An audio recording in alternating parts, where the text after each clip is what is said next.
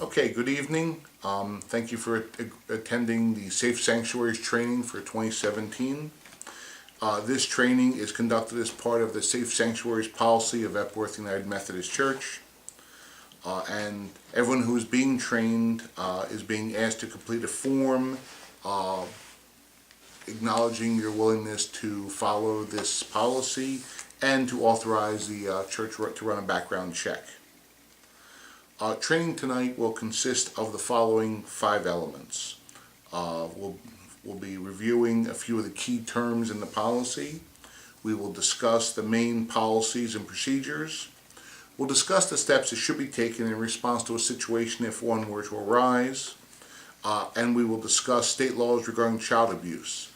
For those of you who are not watching the video, we will also be conducting a building tour. For those of you who will be watching online, there is a password that you should be listening for. You'll be asked for the password to ensure that you've completed the training, and that will come up during the course of this presentation.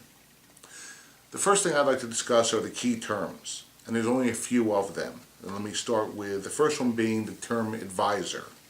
An advisor is someone over age 18 who has completed this Safe Sanctuaries training and who has submitted their form and submitted to a background check. Those are the people who are charged with the obligation of complying with Safe Sanctuaries policies and making sure that they're being followed. Second category of people who come up in the Safe Sanctuaries policy are aides. An aide is someone who's aged 14 to 18 years old, who has received specific approval from the pastor to assist advisors in working with youth. Also, when I say youth, I want to add the third definition that's important to cover, which is, I'll be talking during the course of the training about youth or children oftentimes, but when I use those terms, I'm really also specifically including any vulnerable adults in our midst who are also entitled to the same protections as youth and children.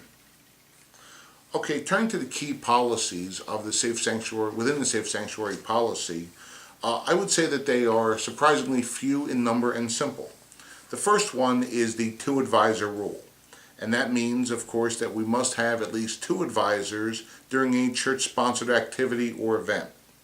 The main goal, just so everyone understands, is that we're seeking to avoid one-on-one situations. If we run into a numbers crunch, on occasion an advisor can temporarily work with 2 youth, but even that is better than one-on-one. That's the situation that this policy really, at its core, strives to avoid. That's also where the aides can come into play. An aide can help as needed on a short-term basis with things like helping with a bathroom trip. But once again, I would repeat that the general rule, and the rule that we're really working to strive towards on an everyday basis, is 2 adult advisors with church-sponsored activities and events. The second rule is the 5 years older rule. And that rule means simply that any advisor has to be 5 years older than the oldest youth that they're supervising. Now, this rule does have built into it a certain amount of flexibility. In a specific situation, the pastor can make an exception as needed. But the idea is that the pastor is not going to give a blanket, anybody can help with anybody. It would only be a situation of this advisor A can work with this group B. It would only be a specific instance, not a general rule. The general rule is the 5 years older rule. The next topic is that of visual access.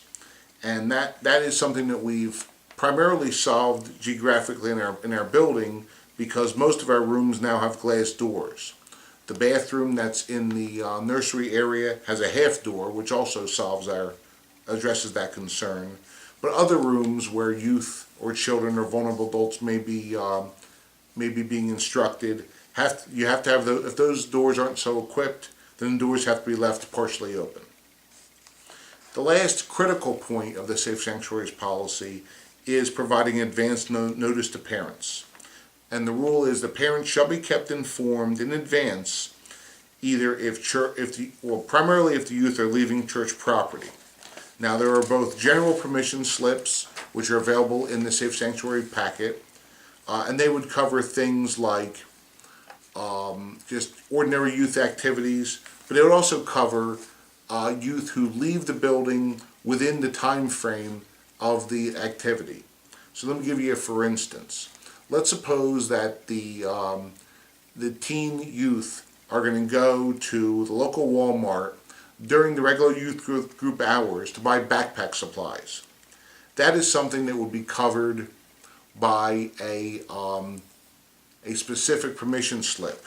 And the reason for that is, although they're in the ordinary hours, they're leaving the church facility. The distinction is regular hours versus off hours, and on-site versus off-site. And if you have either one of those circumstances, you have to get a specific permission slip. Now, the general permission slips are more really generally available at the beginning of the year when you say, my child or my youth can participate generally in regularly conducted activities on-site during regular hours. Now, for those of you watching this online, the password is Andrew. When you finish this video, I'll ask you to email me at jgarrimore@brownconnery.com when you've completed the training, and add to your email that password, and that will indicate that you've completed the training. Now, the next topic, next two topics are the state laws governing child abuse and appropriate responses, and what to do in the case of an incident. And I'm going to start with the state laws because I think they provide a useful framework for you to think about when considering the topic. New Jersey law strongly supports the protection of youth by imposing penalties on those who fail to report abuse, and by protecting those who do act, whether in court or in making reports to authorities, to protect them from liabilities. So let me start with the penalty part. According to New Jersey law, any person who knowingly fails to report suspected child abuse or neglect, or fails to comply with the provisions of the law, is a disorderly person. And disorderly person offenses subject someone to fines and even to jail time. On the other side of it, the other side of the coin, any person who in good faith reports abuse or neglect, or who testifies in a child abuse hearing resulting from such a report, is immune from any civil or criminal liability as a result of taking that step. So again, the laws are protecting people who work to aid youth and children in crisis, and working to punish those who turn a blind eye. Now, in talking about what happens if a situation arises, the first critical distinction is the difference between what happens if let's assume you are sitting in a Sunday school, you're a Sunday school teacher, and a child comes into your classroom and they show some signs of having been subject of abuse. It's pretty clear that it occurred outside the church building because they just walked in and you were there and you didn't see anything. That's one situation, which we'll talk about in a second. The second situation, however, which is the one that we're really primarily focused on in Safe Sanctuaries policy, is what happens if you have reason to believe that child abuse has taken place either in the church facility or on a regularly scheduled church activity. And that's what's going to be the guts of the response requirement for the church. But going back to the first scenario, any complaints or allegations of child abuse occurring outside the church or outside of its ministry should be reported to the Division of Children and Family, what used to be called DIFAS, DCF Abuse Hotline. And that phone number and the website are available in the Safe Sanctuaries policy. Now, turning back, any allegations or complaints of child abuse occurring inside the church or during a church program or activity should also be reported to DCF, and the pastor should also be immediately informed. The pastor will then proceed to immediately contact other authorities as needed. Now, in terms of thinking about what to do if you think you have a situation on your hands, I want to remind everyone that our job is not to investigate reported abuse. Our job is to document the specifics that cause us to suspect that there's abuse and to carefully report them. I should also emphasize New Jersey law does not require proof to call the hotline. So here's a procedure you'd want to follow immediately in response to a child's complaint or allegations or information that suggests that there's been child abuse occurring inside the church or during a church-sponsored activity or program. Number one, remove the child to a safe place. The safety of a victim is our first priority. Number two, you don't want to confront the alleged abuser.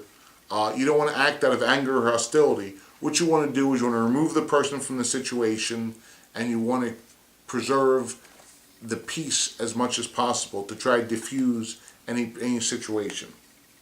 The next thing you're going to do is you're going to notify the following authorities immediately. You're going to call the DCF hotline. If there is an immediate risk, you're going to call the police. You're going to call 911. And you're going to call Pastor Charlie Soper at his cell phone number, which is published in the policies.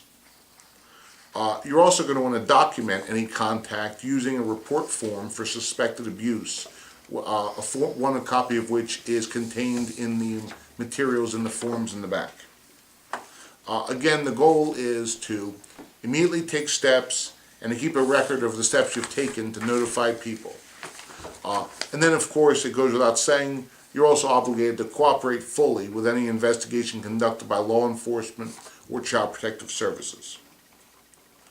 That really summarizes the core of our Safe Sanctuaries policy. If there are any questions, certainly come see me, come see the pastor, reach out to the church office. There is a copy of the current Safe Sanctuary policy which has been posted on the church's website, and there's also other information that's available through the DIFAS hotline if there is a need or if you have other questions. And then, of course, we also, besides being on the website, there is also a copy of copies of the Safe Sanctuary policy, hard copies printed out in the church office. You can contact the secretary or the pastor to obtain those. Thank you very much for attending this Safe Sanctuary training, and please email me with your completion. Thank you and good night.